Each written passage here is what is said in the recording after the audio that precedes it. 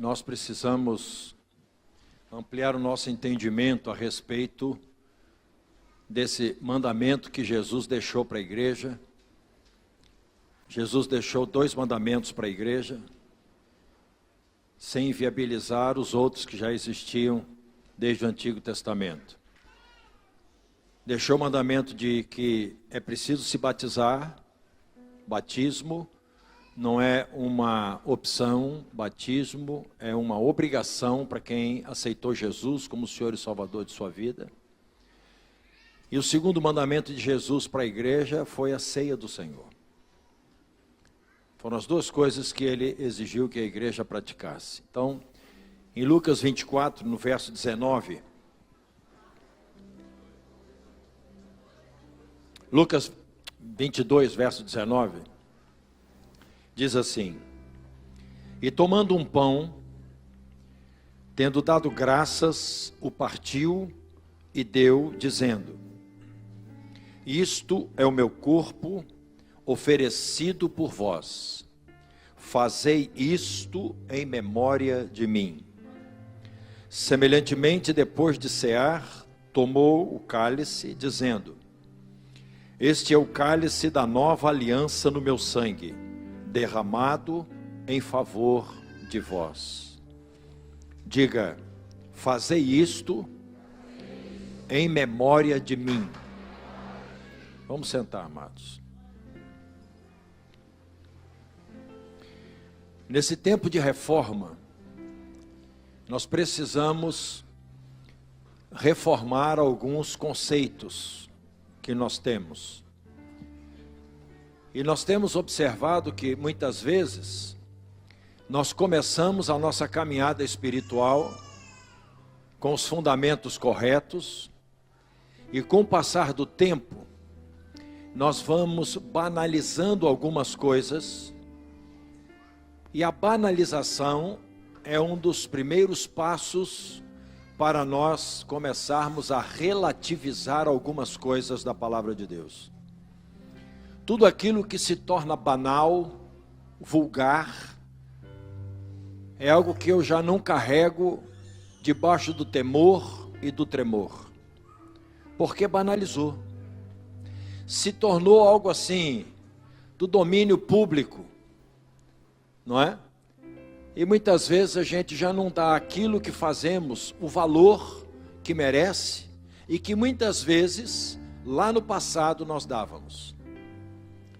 A ceia do Senhor tem sido para muitos o motivo para vir à igreja. Por favor, não se constranja, mas eu preciso dizer isso para você. Você não deve vir à igreja por causa da ceia. Você deve vir à igreja por causa da comunhão no corpo.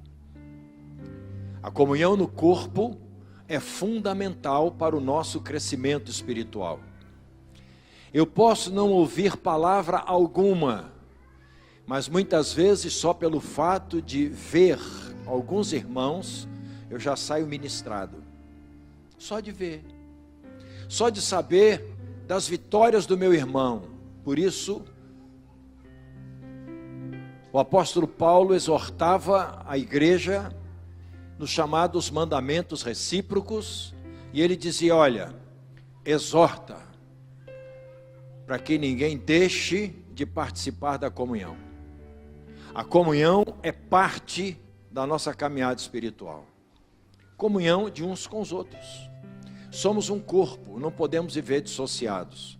E a motivação para estarmos juntos não é a ceia do Senhor, é o sangue da aliança.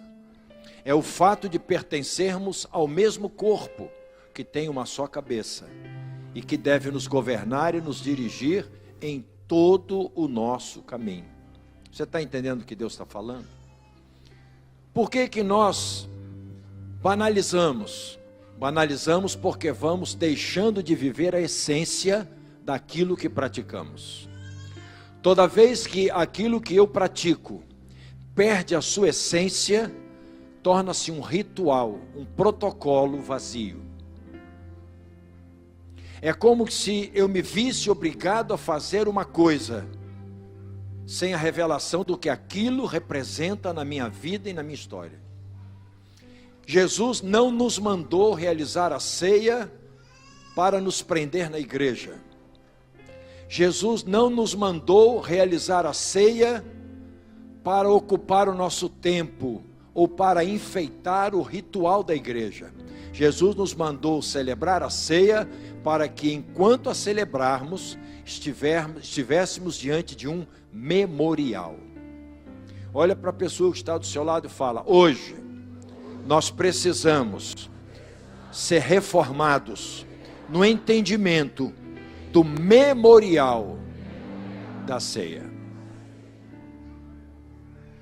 Isso não foi invenção de apóstolos, isso não foi invenção da igreja primitiva, isto foi um mandamento de Jesus.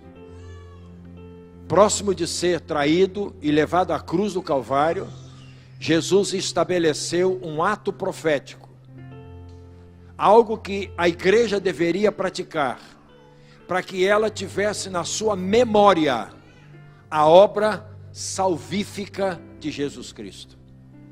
Nós praticamos a ceia do Senhor quando entendemos corretamente que fomos salvos por Ele da ira vindoura, fomos absolvidos da culpa, redimidos na nossa história e levados para as mansões celestiais em Cristo Jesus.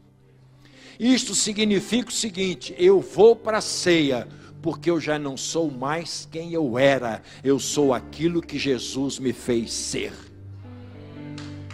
Mas é para aplaudir mesmo.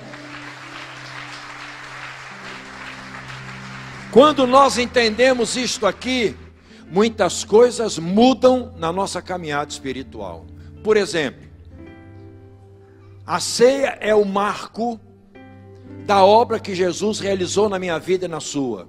Aí eu pergunto: que obra Jesus realizou na sua vida? Pela vida espiritual que muitos levam, é possível que o entendimento de algumas pessoas seja: eu estou fazendo um grande favor para Deus, indo para o céu. Eu sei que você intencionalmente jamais dirá isso, mas pelas ações de muitos de nós, parece que nós estamos fazendo um grande favor para Deus, estando na igreja, entregando o nosso dízimo e oferta e procurando não fazer coisas erradas. Mas não é assim a história. Eu quero chamar a sua atenção para como as coisas começaram. Diga para a pessoa que está do seu lado, diga assim: Deus não colocou o homem no planeta para morrer, nem para ir para o inferno, nem para viver longe dele, nem para ter uma vida errada. Deus não plantou o homem na terra para sofrer. Deus botou o homem na terra para implantar o reino, para viver a glória de Deus, para ter uma vida de paraíso e para desfrutar da bênção que é ter Deus ao seu lado todos os dias, eternamente. Foi para isso que Deus criou o ser humano na terra.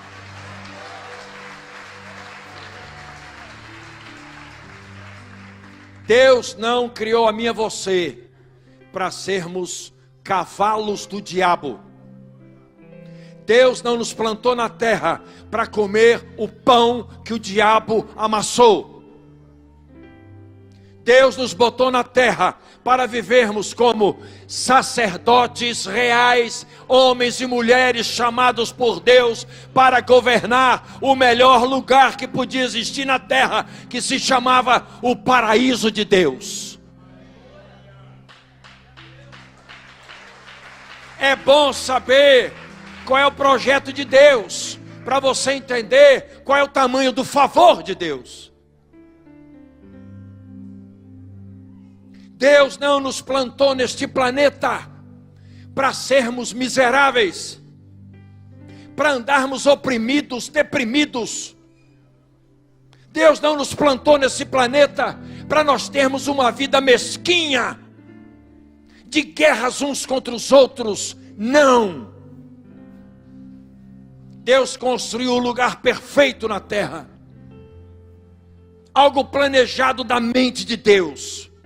E nesse lugar, Deus formou o homem e a mulher. E disse: olha, daqui para frente, as coisas estão por conta de vocês. Governa o jardim que eu fiz para vocês viverem. Uau!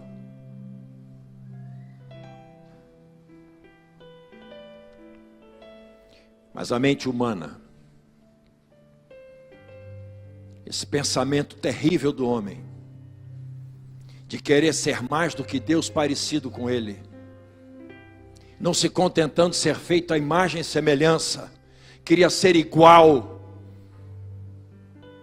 queria saber mais do que Deus, e quebrou a única exigência que Deus fez para o homem no paraíso: não come da árvore do conhecimento do bem e do mal. Depois você lê a história em Gênesis. O homem comeu induzido pela mente maligna, por Satanás. E a partir daquele momento, o homem deixou de servir a Deus e começou a servir ao diabo. No momento em que ele inclinou a sua mente para receber as palavras do demônio e questionou as verdades de Deus, ele se tornou servo daquele a quem ele deu ouvidos. E a história do homem tem sido assim desde então e vai continuar assim até que o Senhor volte.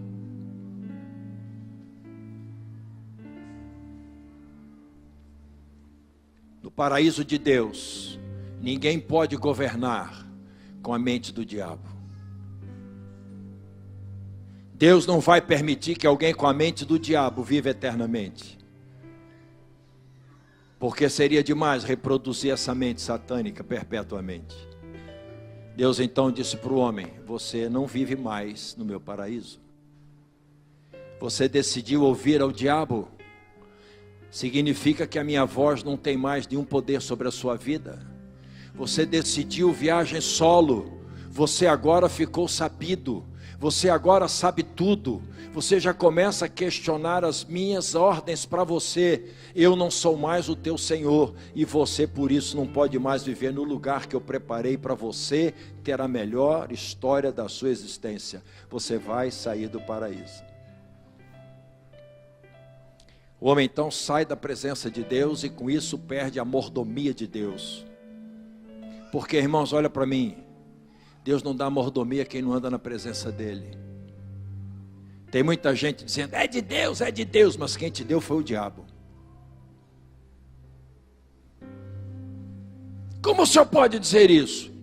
Jesus Cristo, quando veio encarnado, diz a palavra de Deus que ele foi levado pelo Espírito Santo para ser tentado no deserto.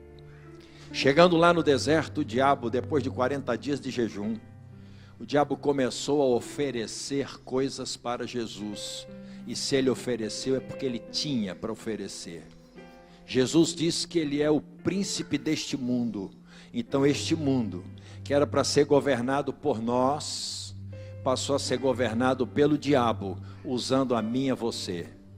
De governantes, nós passamos a teleguiados do capeta.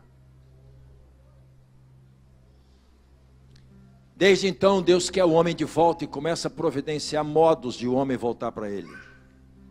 Deus então estabelece algumas regras.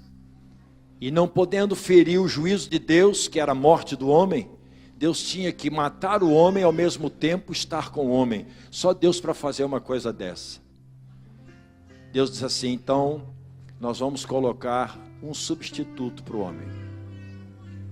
Você vai trazer o boi, você vai trazer o carneiro, e no lugar da sua vida, este boi, este carneiro vai morrer por você, pelo teu pecado.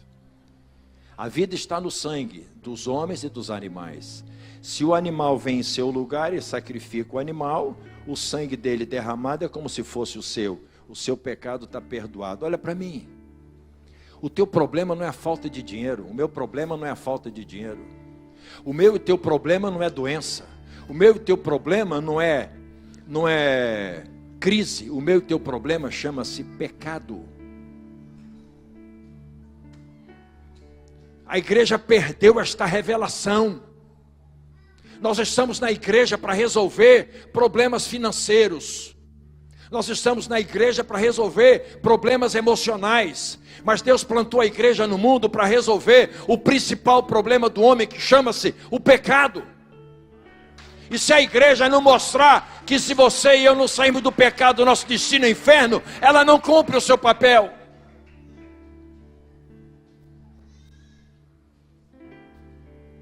Precisamos de uma reforma. O problema meu e teu é pecado. E a coisa ficou tão banal que nós pecamos dizendo é provisão de Deus.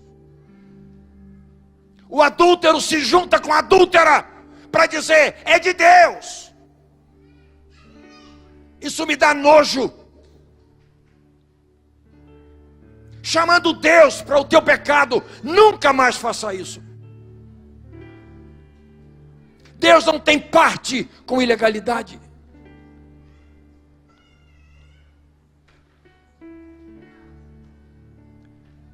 Chegou um tempo que bois e carneiros e bichos já não resolviam o problema, porque a mente pervertida do homem entendia o seguinte: quanto mais boi e carneiro eu puder matar, tanto mais pecado eu posso cometer. Isso continua assim. Pecados dos grandes são tolerados, dos pequenos são execrados. Até os ímpios agem assim. Se quem pecou é gente importante, coitado, foi fraqueza.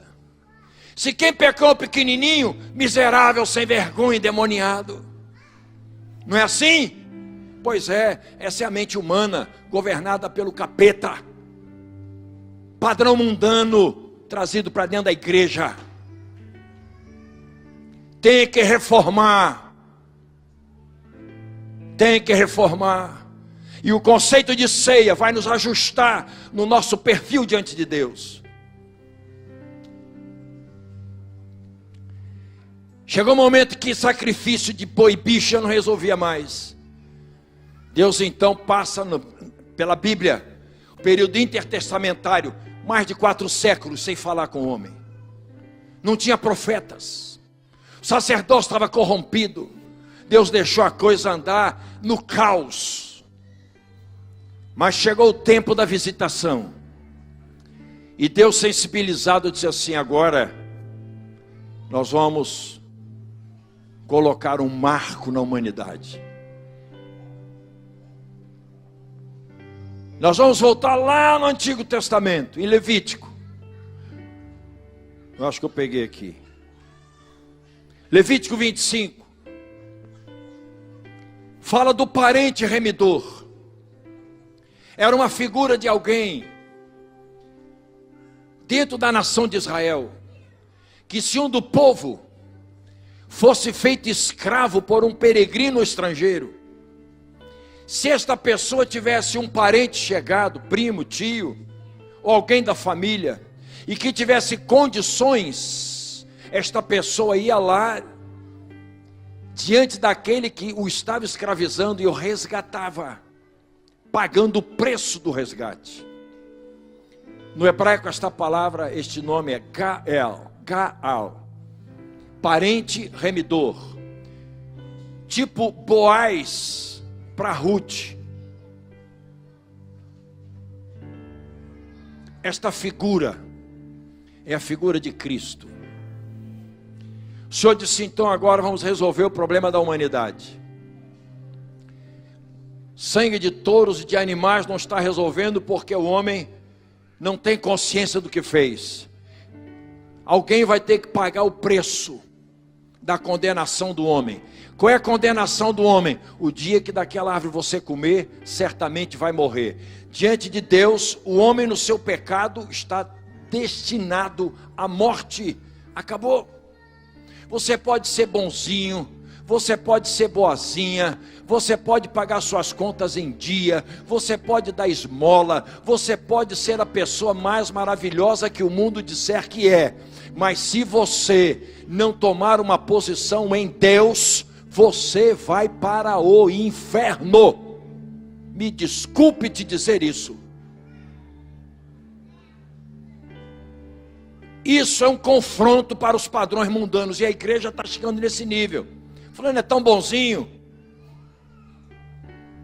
Bonzinho não entra no céu, certos entram no céu. E certo é aquele que faz a coisa certa diante de Deus. Porque diante de Deus, que é quem me leva para o céu e me sustenta lá, só tem um jeito de entrar, é sem pecado. E para eu entrar sem pecado, eu tenho que morrer. Mas se eu morrer, eu não entro. E aí Jesus vem para resolver esse impasse. Ao mesmo tempo que nele eu sou condenado, nele eu sou absolvido. Ao mesmo tempo que nele eu morro, nele eu ressuscito e vivo. Ao mesmo tempo que nele a minha velha natureza morre, nele a minha nova natureza nasce. Em Cristo se cumpre um papel.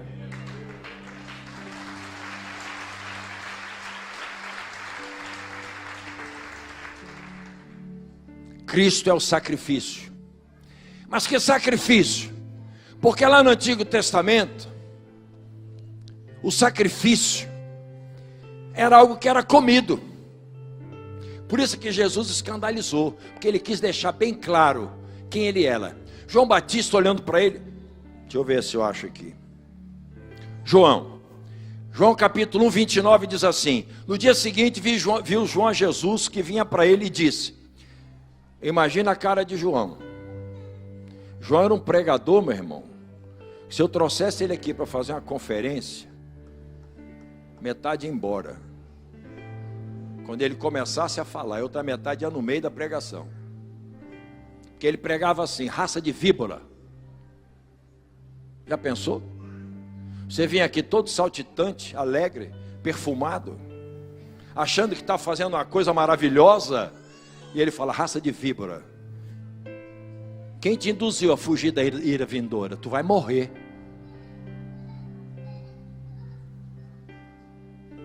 Duro esse discurso, né, irmão?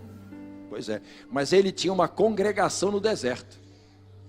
Você vê como o negócio estava feio naquela época. No deserto ele tinha uma igreja, não tinha refrigerado não, irmão.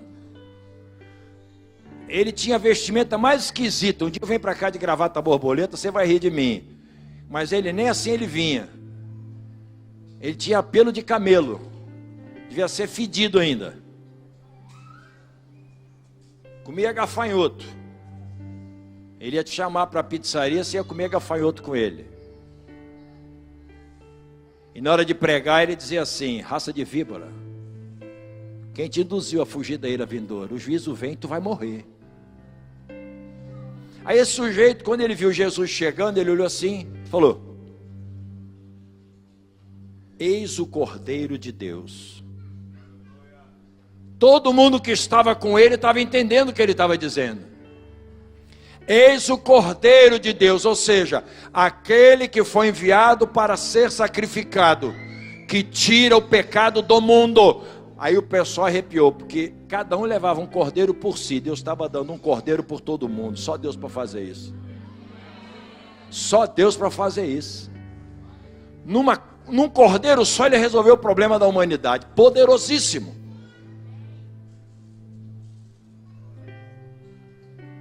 É a este, a favor de quem eu disse, após mim vem o varão que tem a primazia, porque já existia antes de mim.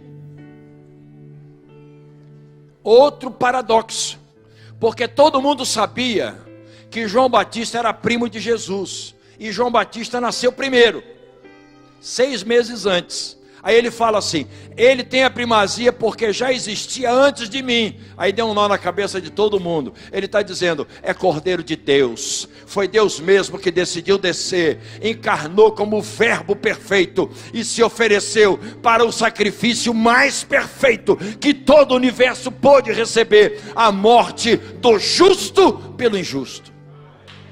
Esse era o parente perfeito. Glorioso isso, irmão. Você está entendendo o que Deus fez por mim e por você?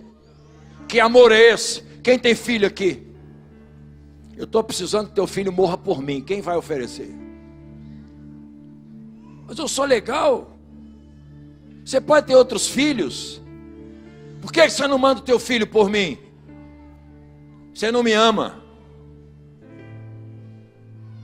Você não me ama. Porque aquele que ama com amor perfeito, ele dá tudo o que ele tem para receber tudo que você tem, que é lixo.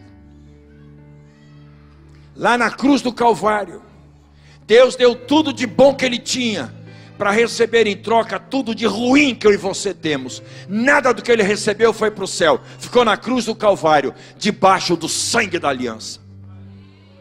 Só muito amor, irmão. Só muito amor. Nem eu nem você temos esse amor. Porque nem eu nem você seríamos capazes de resolver este problema sério da relação do homem com Deus. Só Deus para fazer isso. Milagre. Milagre. Jesus disse assim: olha, quem comer da minha carne e beber do meu sangue, tem a vida eterna.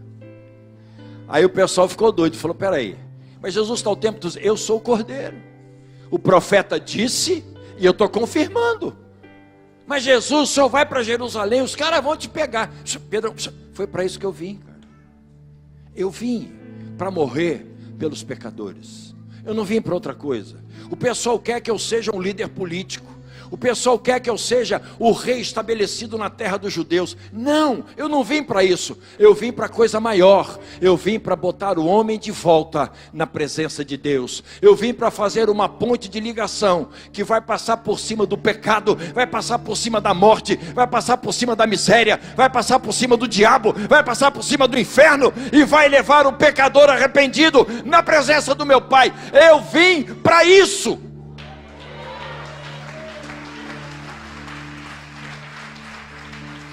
Eu vim para levar o homem para a posição original.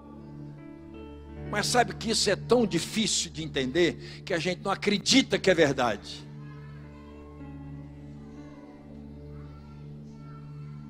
Isso é uma coisa tão grande que a gente não acredita que é verdade. Mas Jesus veio para retomar o projeto original de Deus, para que eu e você pudéssemos viver na terra a mesma dimensão que o homem tinha no paraíso do Éden com Deus. A mesma dimensão. Deus não mudou o lugar. Deus só plantou o reino no lugar diferente.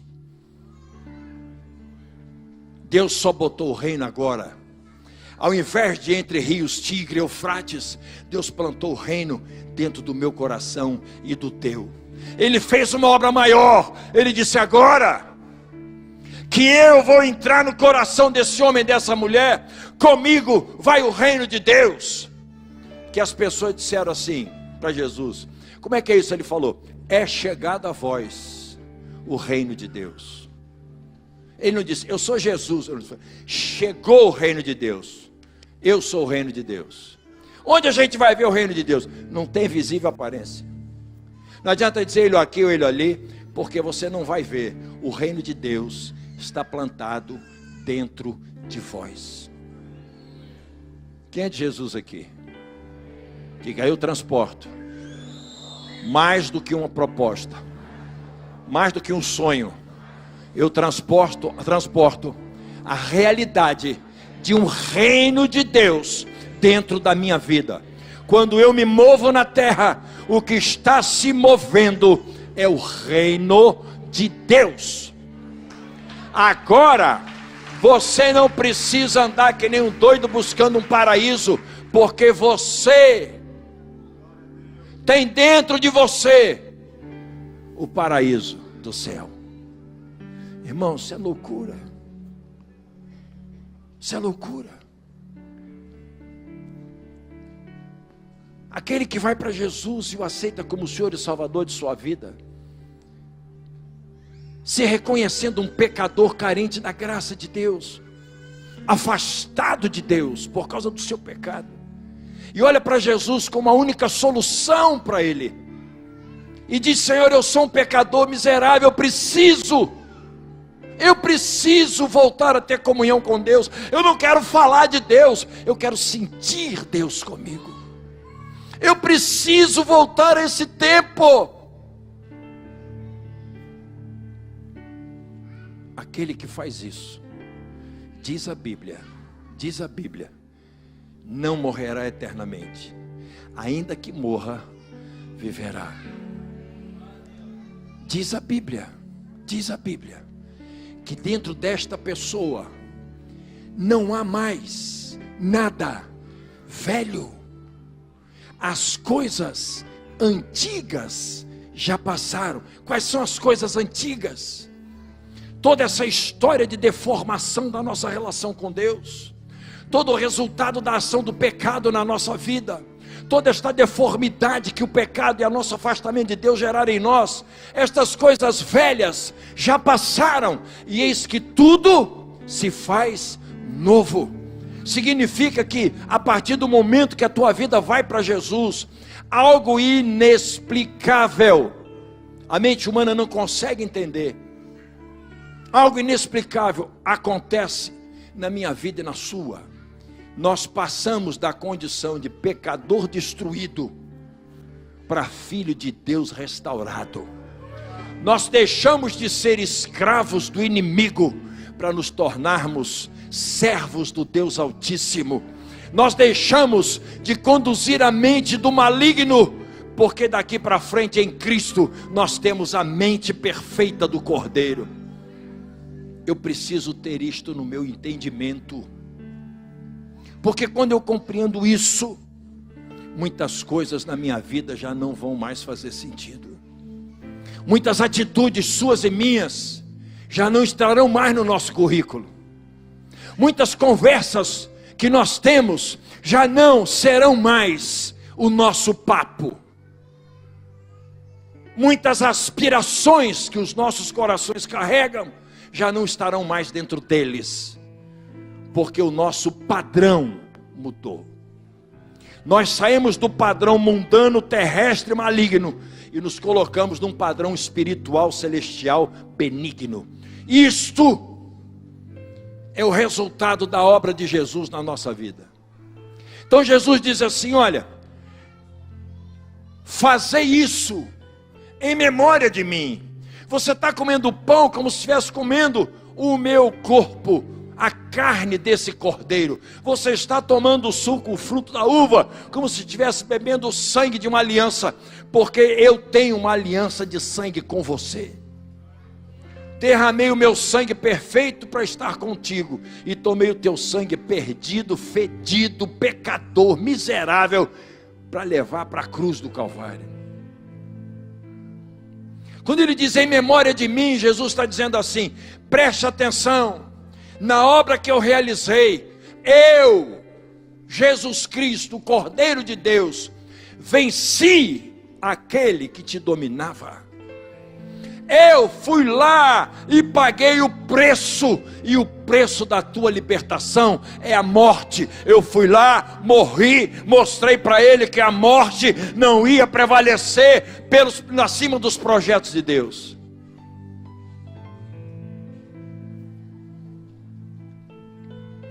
Como eu venci o pecado, e como eu venci o diabo, também as consequências do pecado e do diabo na sua vida não tem mais legalidades. Por isso ele diz: eu vim para curar os enfermos, para libertar os cativos, para dar vista aos cegos. Ele não estava falando de visão no plano físico. Ele estava dizendo assim, ó, para abrir os olhos daqueles que andavam nas trevas. Dar luz aos cegos significa acender a luz de Deus. Quando a luz chega, as trevas saem.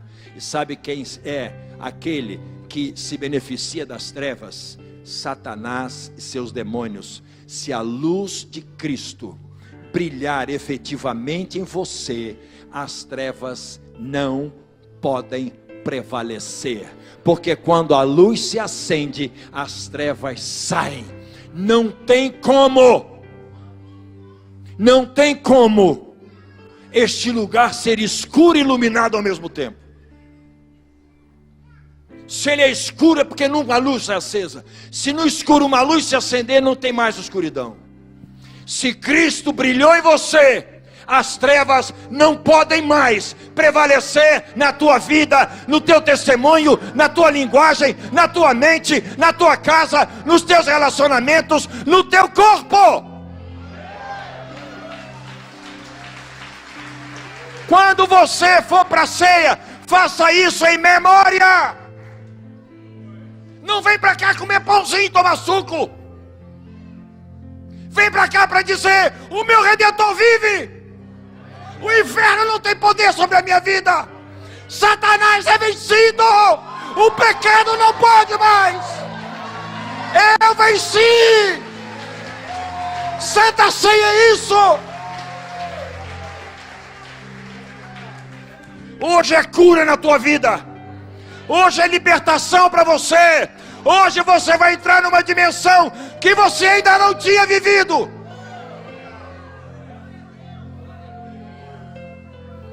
Você deixará de ser religioso, ocupador de espaço, e mostrará o reino de Deus através da tua vida.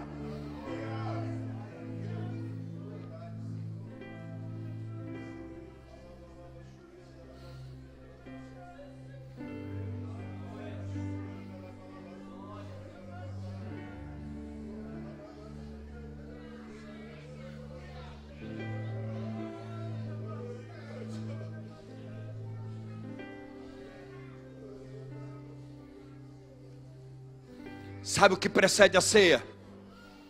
Um quebrantamento sincero.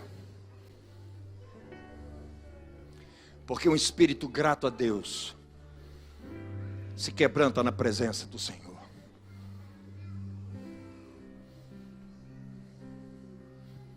É por isso que não são poucos os que dormem. Tem muita gente morrendo porque vai para a ceia para comer pão e tomar suco de uva. Quando você vem para cá, Jesus está dizendo: filho, ativa a tua memória. Quem você era e quem você é. Como você estava e como você está. Para onde você ia e para onde você vai. Quem dominava a tua vida e ditava as regras. E quem domina e dita agora.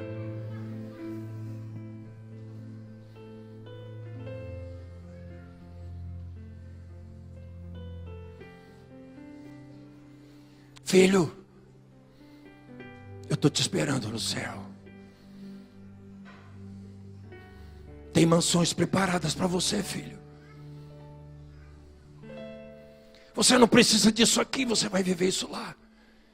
Por enquanto, filho, transporta o reino de Deus. Ah, meu irmão, minha irmã. Como a gente perde tempo com essa presunção espiritual que a gente tem. Deus quer mudar a tua história. Deus quer arrancar você do lugar onde você está, para sem tirar teus pés do chão onde você vive, te colocar nos lugares especiais. Sabe quando é que tua história vai mudar? Quando você deixar de carregar esse passado que te condena, esse peso que te impede de andar, essa vida mesquinha que você escolheu para viver, e começar a viver o reino de Deus, que não é comida, não é bebida.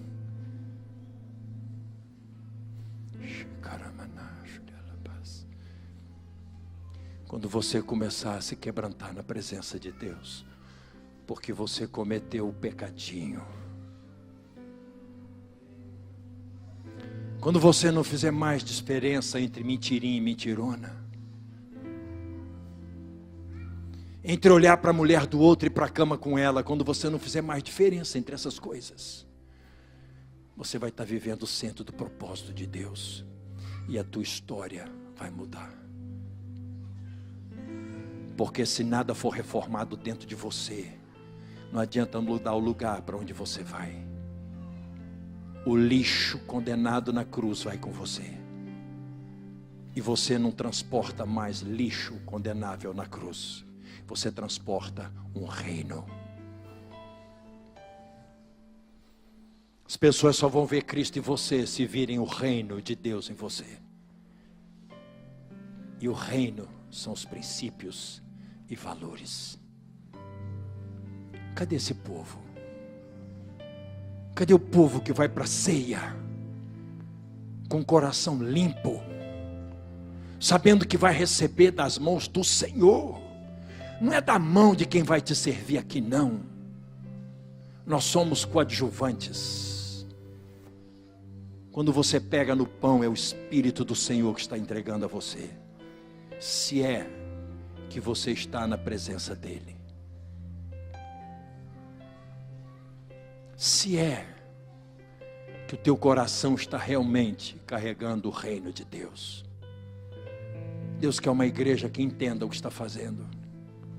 Deus quer uma igreja que não vive debaixo de mundanismo, nem relativize os propósitos de Deus. Você pode não gostar e nunca mais vir para aqui para a igreja, nem nunca mais ligar esse aparelho de televisão aí, mas você nunca vai dizer que alguém te disse que ceia não é ritual vazio.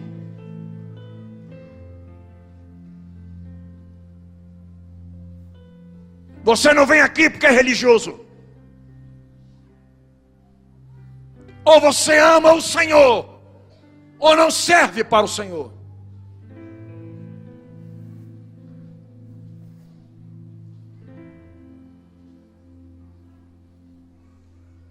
Deus está esperando um povo que se mova por amor por Ele.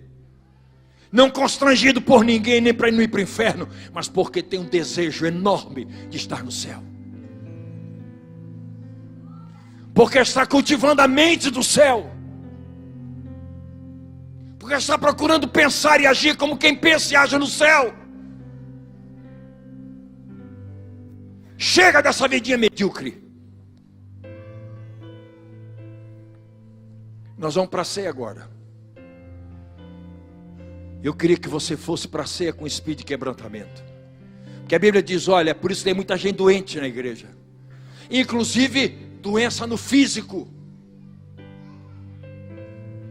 Porque não tem a revelação de que na cruz do Calvário o Senhor levou cativo o cativeiro.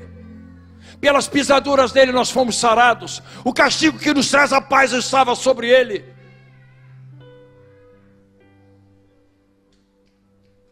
Se o teu coração for sincero, eu creio que o Senhor vai te curar nessa noite. Eu creio que o Senhor vai te arrancar das cadeias infernais. Você vai voltar a dormir como nunca dormiu.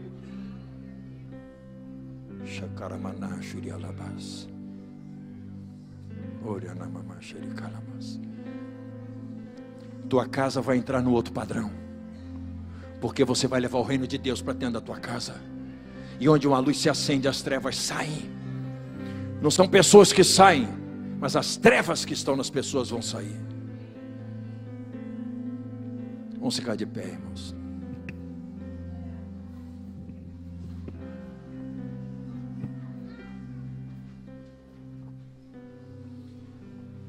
Queria que você curvasse a sua cabeça. Os irmãos aqui, os levitas que dançaram hoje, vem aqui na frente me ajudar aqui. Os meninos, meninas que dançaram hoje aqui, vem aqui nos ajudar, por favor.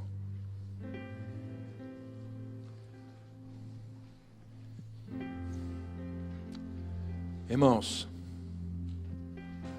nós vamos refazer uma oração que eu acho que muita gente já fez aqui. Ceia é para quem entregou sua vida para Jesus. Nós temos que entender isso. Qualquer um pode comer pão e tomar suco de uva. Mas o que nós vamos fazer aqui é mandamento do Senhor. E só anda na mesa dele quem tem parte com ele. É assim que funciona. Nós vamos hoje fazer uma oração para você repensar a sua vida. Uma oração entregando a nossa vida para Jesus. Quantos concordam com isso? Aleluia. Você vai repetir isso aí. Eu sei que teve gente que já fez isso aí muitas vezes. Vai fazer de novo. Porque todo dia eu tenho que me lembrar que a minha vida não é minha, é dele. Porque vira e mexe eu estou querendo fazer as coisas. Vira e mexe. Não sei você, mas eu sou assim. Eu tenho que me lembrar, Senhor, minha vida não é mais minha. Quem manda é o Senhor. Não permite, Senhor, não permite que saia alguma coisa da minha vida que não for o Senhor que planejou para mim. Eu não quero mais. Chega. Eu não quero mais árvore do conhecimento do bem e do mal. Eu quero árvore da vida. Eu quero a revelação da vida. Porque quem tem a vida, tem tudo. Então curve a sua cabeça. A oração vai ser de entrega para Jesus. Amém? Então você repete aí. Pai, em nome de Jesus, nesta noite, eu ouvi palavras de salvação. E eu sei que sou um pecador. E sem o Senhor, o meu destino é o inferno. Mas eu quero viver eternamente no céu. Por isso, nesta hora, eu vou para a tua presença, como um pecador arrependido, dizendo: meu Pai, perdoa os meus pecados, recebe a minha vida e faz de mim filho de Deus. Eu te recebo como meu Senhor e o meu Salvador, e rejeito todo e qualquer senhorio sobre a minha vida. O único Senhor, o único Salvador que eu reconheço e recebo é Jesus Cristo, o Filho do Deus vivo. Amém. Aleluia.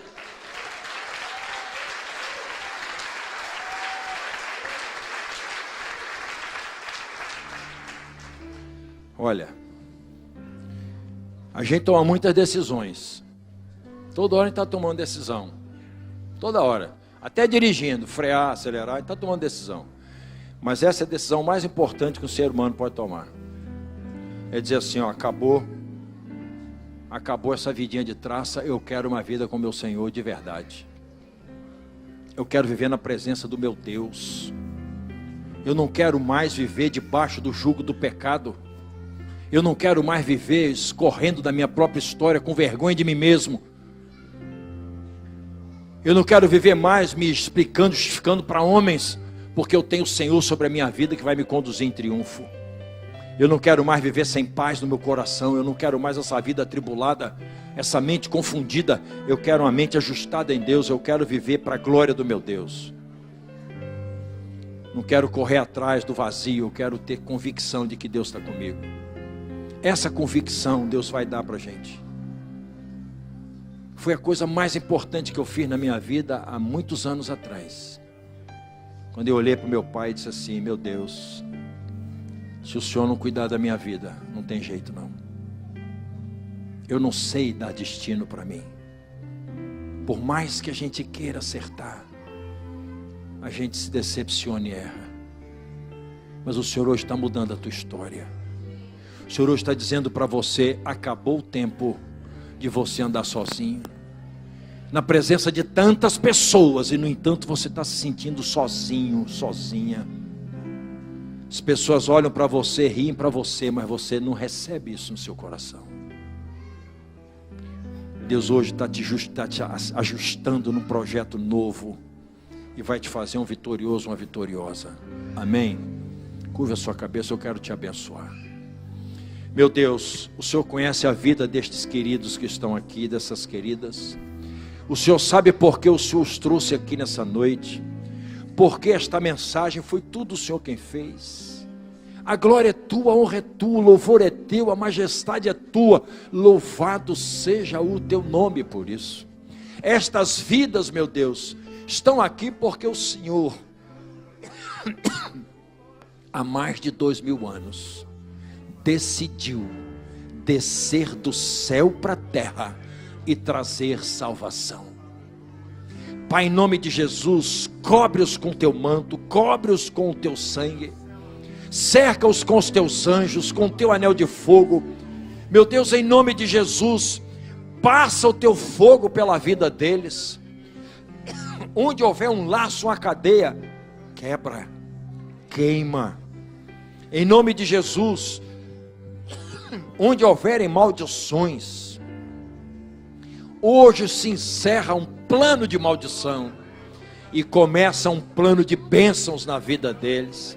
Toda maldição que chegou até a vida deles, por causa dos seus antepassados, por causa dos pactos e alianças que eles fizeram, nós declaramos quebrada agora em nome de Jesus, e no poder que há no sangue do Cordeiro, nós os declaramos benditos do Senhor na terra, eles e a descendência deles, até pelo menos a 1000ª geração.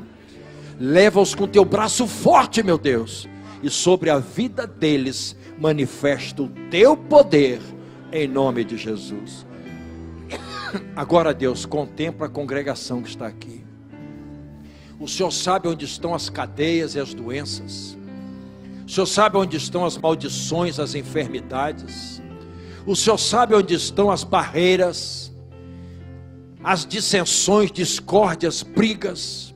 O Senhor sabe onde estão as iras, os rancores, as faltas de perdão. O Senhor sabe. Espírito de Deus, nós te pedimos nessa hora, vem com o teu peso de glória e constrange-nos ao arrependimento.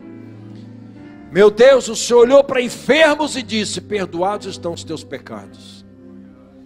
E quando te questionaram a respeito de perdoar pecados, o Senhor disse: para saber que o Filho do Homem tem na terra autoridade para perdoar pecados, eu te digo, levanta, toma o teu leito e anda. Meu Deus, hoje muita gente vai levantar dos leitos de paralisia espiritual, emocional, relacional, porque seus pecados serão perdoados, porque toda a legalidade que um dia se estabeleceu serão depositadas por terra nessa noite. Quebra o jugo, meu Deus, limpa os ouvidos das mentiras do inimigo e libera uma palavra de ordem para que se ajustem as almas ao propósito do Senhor. Em nome de Jesus, toda a cadeia de droga, de dependência, seja quebrada nessa noite, em nome de Jesus. Toda a maldição de gerações que chegou até esses irmãos e irmãs, seja quebrada agora em nome de Jesus. Enfermidades do corpo e na alma, sejam desfeitas agora em nome de Jesus. Cadeias infernais que estão aprisionando almas, sentimentos, vontade, mentes, sejam quebradas em nome de Jesus. Espírito de loucura, nós te resistimos. Saia em nome de Jesus. Toda treva que você trouxe, saia em nome de Jesus.